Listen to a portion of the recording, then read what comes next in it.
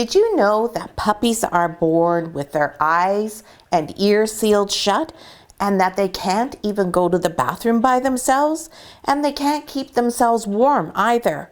What can they do? In today's video, we're going to find out all about how it is that newborn Labradoodle puppies manage without any of their faculties. And then we're going to talk a little bit about what color are these Australian Labradoodle puppies. Last week, I told you they were all chocolate, but I was wrong. And we're going to find out why. Hi, I'm Claire from Van Isle Labradoodles, and this is our week 1 litter update for the medium Australian Labradoodle puppies from our Rainbow Rhapsody litter. So this week we've had a lot of goings on with the puppies.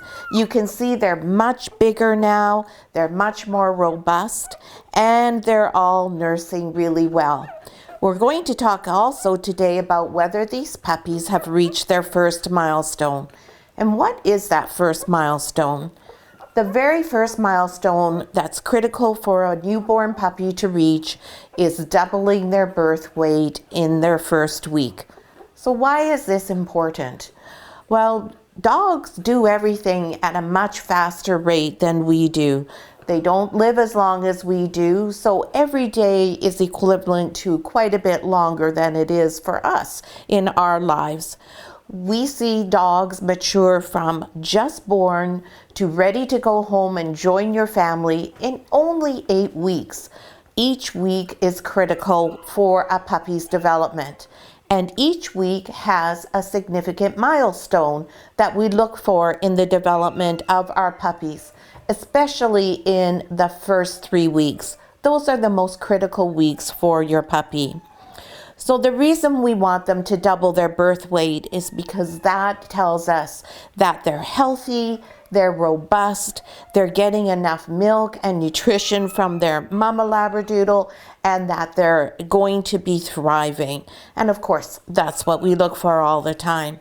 Now, if we have a puppy who doesn't meet that milestone, as long as they're there within the first 10 days, we're comfortable. If it takes more than 10 days, then we're going to start looking into reasons why that might be happening.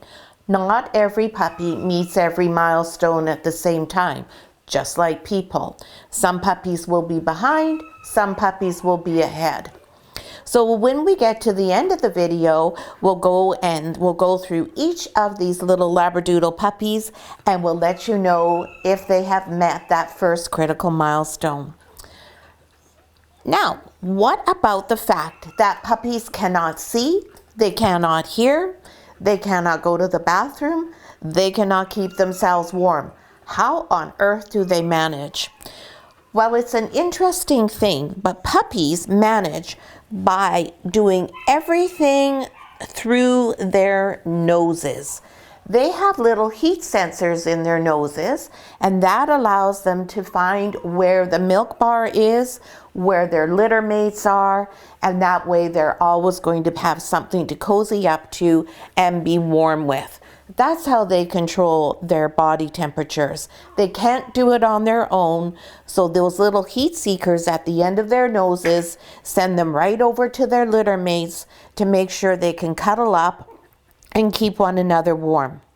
Now also, as breeders, of course, we keep our area warm for our newborn puppies. The temperature is 23 degrees for the first week. After week 1, we turn it down to 22 degrees. And that, by week 2, the puppies are starting to have a little bit of control on their body temperature. And then by week 3, they're much more able to regulate their own body temperature. But mostly where these puppies are getting their warmth from is from mom and one another. We want them all to be snuggled up together. We want the room to be comfortable enough for mom so that when she has all these puppies piled up against her, she's not so hot that she doesn't want to be here. You'll see that Mama Labradoodle Rain is panting, and that's because she's working hard at lactating, and she's got a lot of puppies who are nursing at the same time, which is a lot of work and expends a lot of energy. And it's also because it's much warmer in this room than it would be normally. And also because she has all these warm puppy bodies piled up next to her. So we want her to be comfortable. We don't want the room to be so warm that she just wants to be out of the box and away from her puppies. That's the last thing we want. A strong maternal bond is very important for a puppy's development. Because even though they can't see, they can't hear, they can't do anything really other than eat and sleep, these puppies are already learning about building a bond. They're already learning about trust because they always are warm, they're kept clean, and there's always a supply of food at the ready for them. And mom's here to look after them. So those are all critical life lessons for them. And the other things that we're teaching them is that people are okay, people are safe, and that whenever they're handled, they have an expectation of being handled with a lot of respect and with a lot of gentleness. I was going to pick a puppy up there for you, but everybody's nursing. Oh, here's one. Blue collar's not nursing. So when we have the puppies and we're handling them, we always do it gently. We let them come right up to our necks, and that way they can get a little bit of our scent. They get to learn, oh yeah, that associate the feeling of my hands on them with what my scent is. Now the other thing we do is a little bit of what's called neurological stimulation. And that is thought to prepare the puppies to be able to handle unexpected and new experiences more readily as they grow up. It's very simple. It's just a matter of you hold them upright, that's for a second. You take them and you put them with their head down, again, just for about 3 seconds. And you also roll them over, again, for about 3 seconds, and that's it. Now we also touch their feet. We go in between every toe. When we handle their teeth, we touch on their faces. We do that multiple times every day, so that by the time they go home with you at 8 weeks, they don't mind if you touch their feet. They don't mind if you touch their faces. They don't mind if you have them and you want to hold them like a baby upside down. Those are all the things that we want them to be prepared for. And we're also teaching them that all of these new experiences are nothing to be afraid of. They're all safe and nothing bad happens to them. So now what happens with the puppies because they can't go to the bathroom? Well, mom looks after all of that. Mom looks after everything for the first few weeks. It's a lot of responsibility, right, Rain? So what mom does is she licks the puppies and that stimulates them to go to the bathroom. Now there's a dual purpose for this. The reason why the puppies can't see, hear, or go to the bathroom is because their neurological systems are not yet mature enough to deal with these things. By having mom stimulate the puppies to go, she's also consuming that. And when she consumes all of their waste, there's no scent left. And the purpose behind that is, were they outside with these puppies, which would be where puppies are normally born, rather than if they're born to a breeder, then there would be no scent left for any possible predators to locate the fact that there are newborn babies who are possibly easy prey for them. So it works in concert with more than one goal there.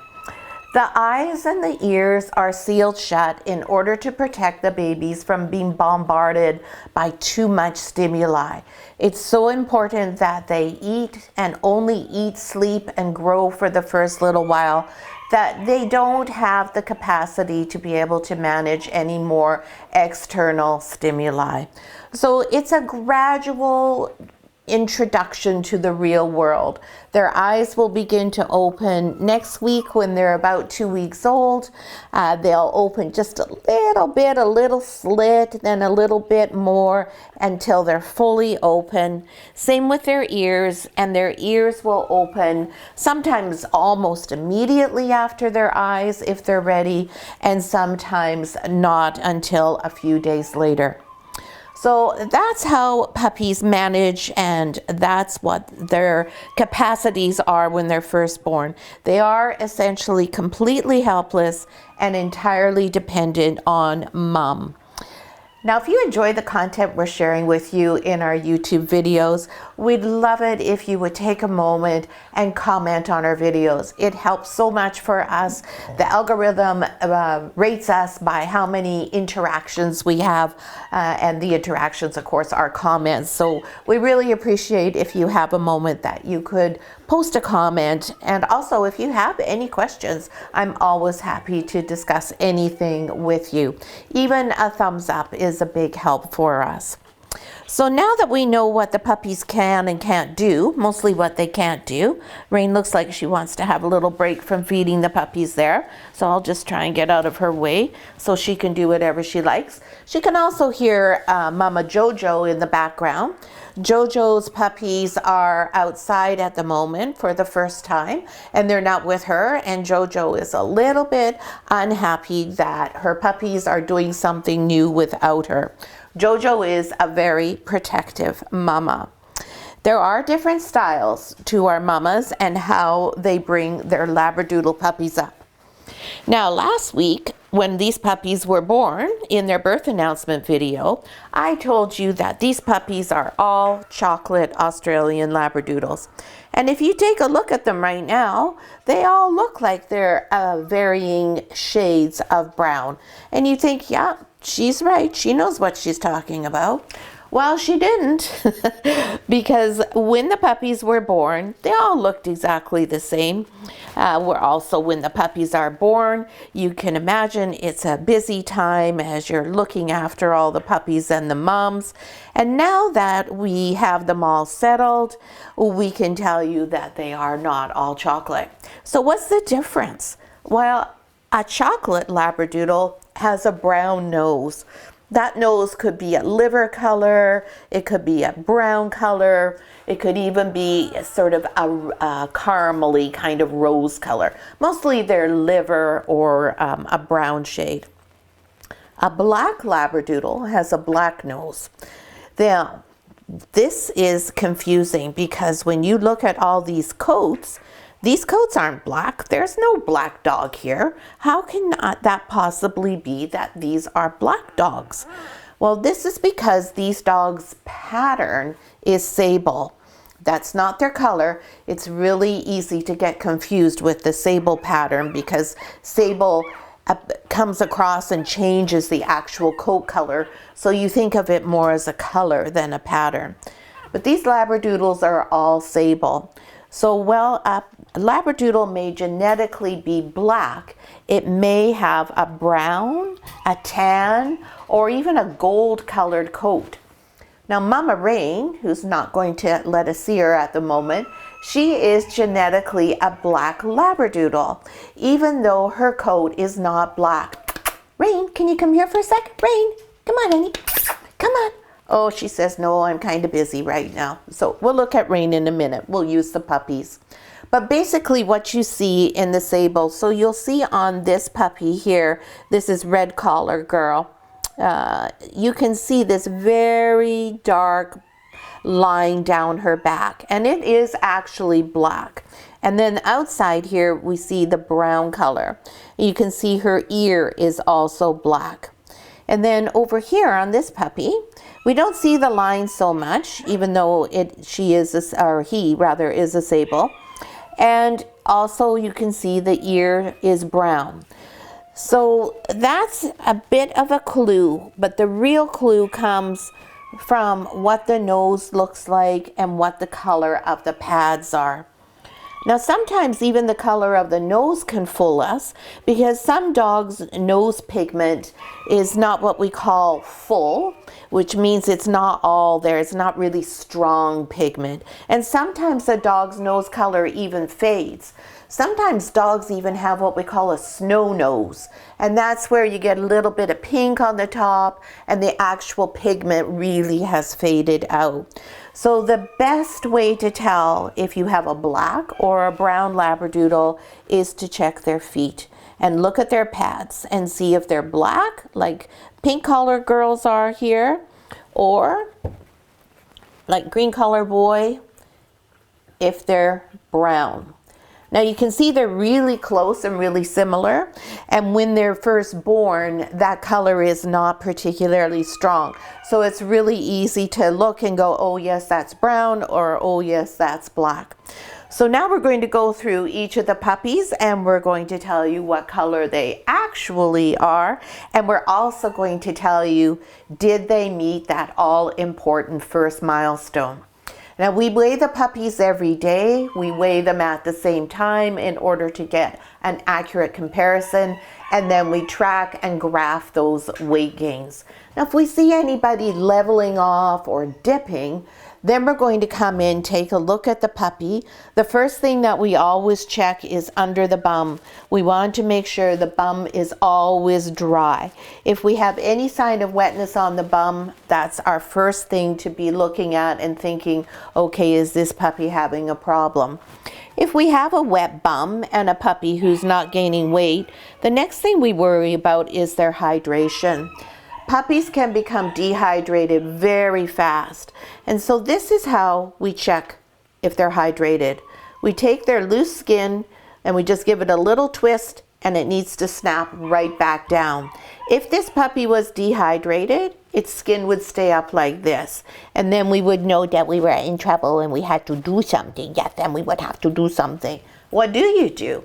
Well, generally what you do is you do sub-Q fluids, and that means subcutaneous fluids. So we have what's called a ringer solution. It's like a saline solution. It's pretty much what you see in a hospital in the clear IV bags. And then you take it, you get the same loose fold of skin in the puppy. Here, sorry, you're my demo today. You pull this loose skin right up, you insert the needle subcutaneously, and then you syringe in the amount of fluid that you need. And that way you keep the puppy hydrated if they're experiencing any type of malaise where they're not feeling well. Subcutaneous fluids actually help puppies more than almost anything. If you have a puppy who is ill and you have to give them antibiotics, of course the antibiotics are going to take care of whatever the problem is, but the sub-Q fluids are really what are going to keep them going. I'm just going to get Reynolds to go get Jojo and take her out because she's getting so upset. So we're just going to have the camera not moving for a minute here. But poor Jojo, she's really quite vocal about the fact that she cannot be out with her puppies. We don't like our moms to become terribly anxious and upset when something goes on. So we try to work with them to allow it so that when their puppies are starting to become independent, that they're able to be comfortable with that. So we had Jojo just where she couldn't see the puppies. Now we've moved her. She can go and watch and be sure that they're safe. So now we'll go on and we'll do our puppies there. Sorry for the Jojo interruption. And we'll do the puppies in birth order like we always do. And we're going to start with Pink Collar Girl, who's over here. And see now how much more responsive they are. When I first touch them, you get quite a reaction from some of them. So now we just take a moment to touch them, give them a little pet so that they're prepared when you pick them up. Now, Pink Collar Girl is not a chocolate Labradoodle puppy.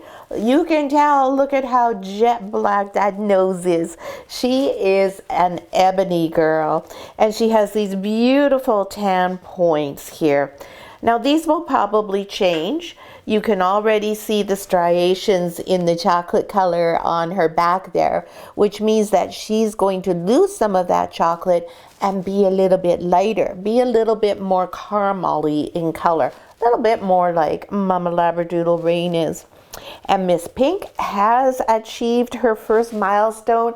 She has actually surpassed it, and she weighs already 593 grams. These guys are just really doing well in the weight department. And you can also see how shiny their coats are, and they're just literally gleaming. Next we have Red Collar Girl.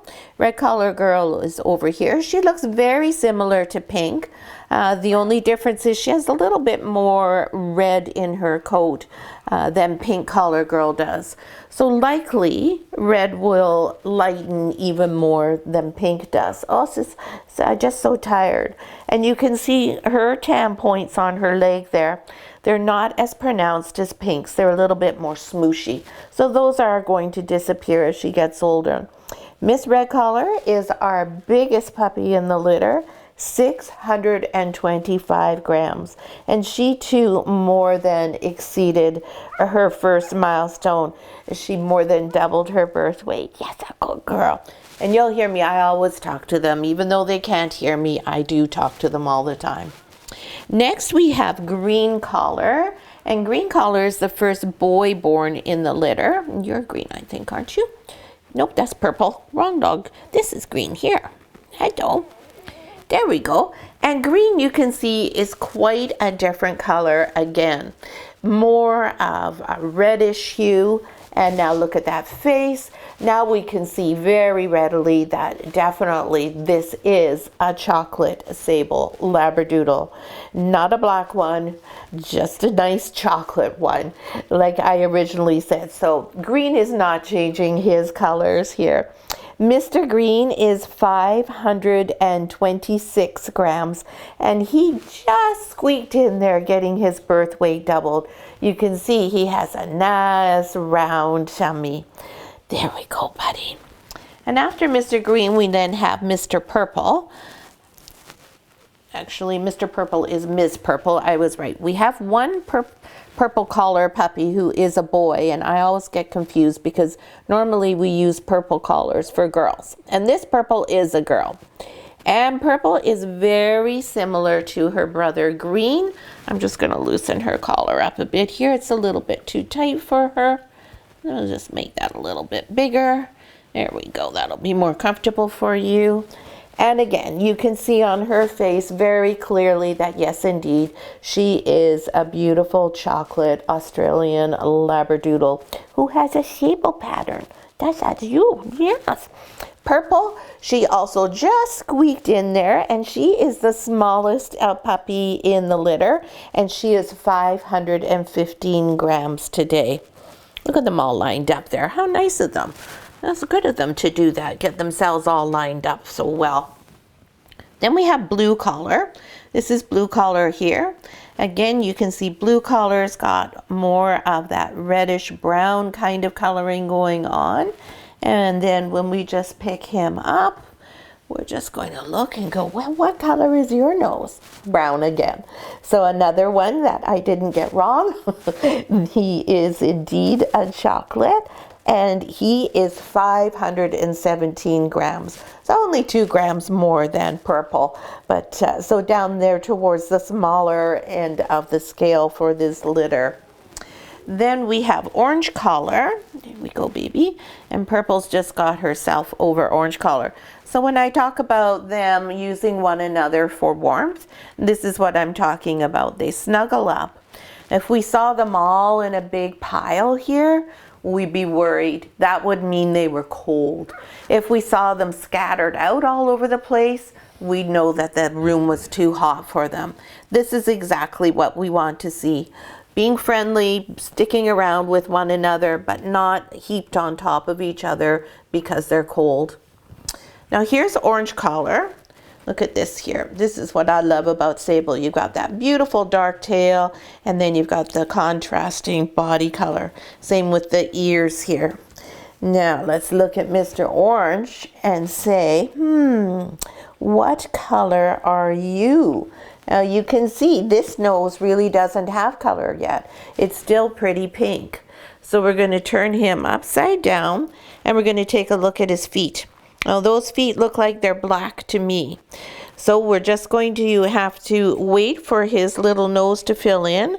If we look at his lips, If we see if they're black, then we know as well that he's going to be black. And on the bottom here, it definitely does look like they're black to me. So I think that this guy is going to be black, but I'm not going to say anything for sure, just in case I'm wrong again. Yeah, and this is just the cutest little guy with a little bit of the white on the feet there and the white under the chin. Oh, here comes Mama Rain. She's coming back to see what it is I'm doing. Orange collar is 530 grams. She doesn't like it when I hold them up in the air like that. It's okay if they're close to me, but she doesn't like them just floating around in the air. And then our last puppy in the litter is yellow collar. Want me to move that for you, Ray? There you go. There, you need your blankie? That's a good girl. I love you. Yellow collar is a black Labradoodle. Now you can see if Rain will just turn her head around. Here, I'll put the puppy this way, get her to turn her head. Look at Rain's black nose. You can see the black on her face. And then the rest of her, see here, you can see her black sable. Those are the tips. But the rest of her body has this much lighter, almost a, well, not pewter, but a very light sort of parchment color that she has. You're so beautiful, aren't you? And your puppy is beautiful too. Yellow collar, you are a girl, I believe. Is that correct? Yes, you are. Yellow is a little girl, and she's black, even though she looks like she has a lot of brown on her. Her nose is definitely black. And yellow is 586 grams. She's way up there. Yes, she is. Thank you, Rain.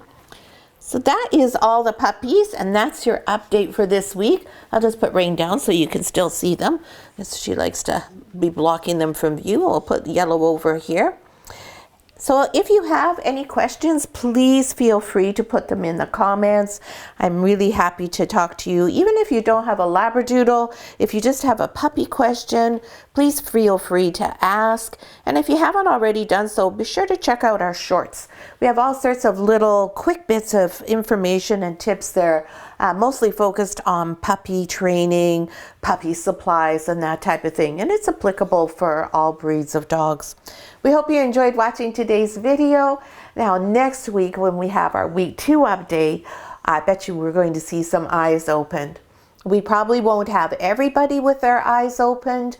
I expect we might have 1 or 2 who open their eyes before day 14, some around day 14, and then some a little bit later. So we'll have to wait and see who it is who's going to show us their peepers first.